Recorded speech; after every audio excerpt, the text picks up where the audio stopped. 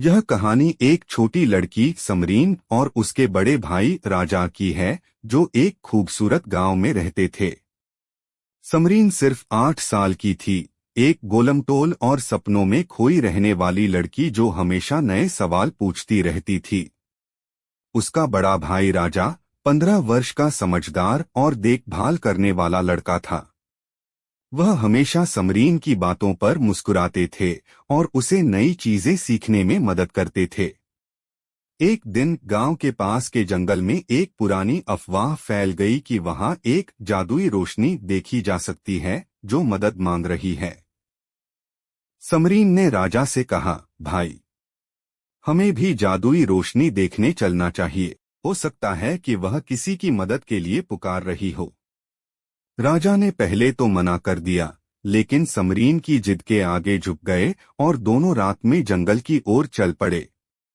जंगल घना और शांत था, लेकिन समरीन बहुत उत्साहित थी।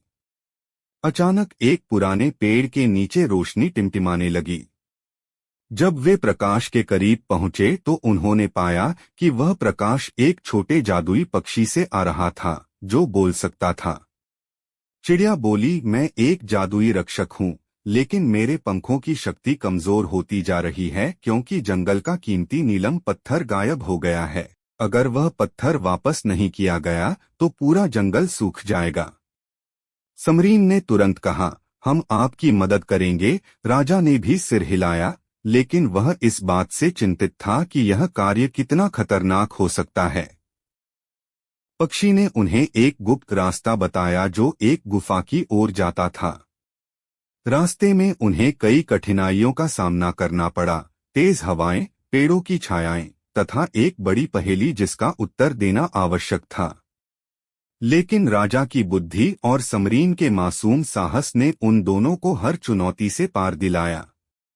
अंततः वे गुफा तक पहुंचे और वहां उन्हें नीलम पत्थर मिला।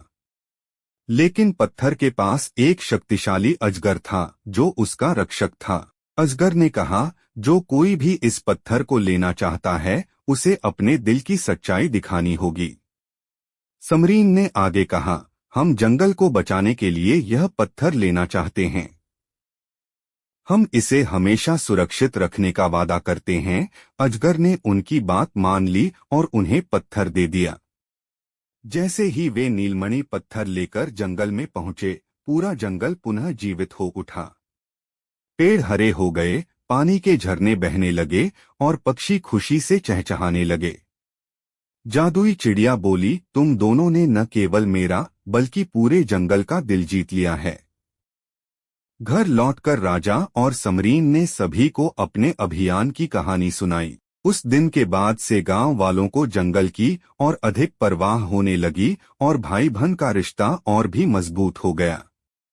यह कहानी हमें सिखाती है कि साहस, प्रेम और सत्य हमेशा सफलता की कुंजी हैं।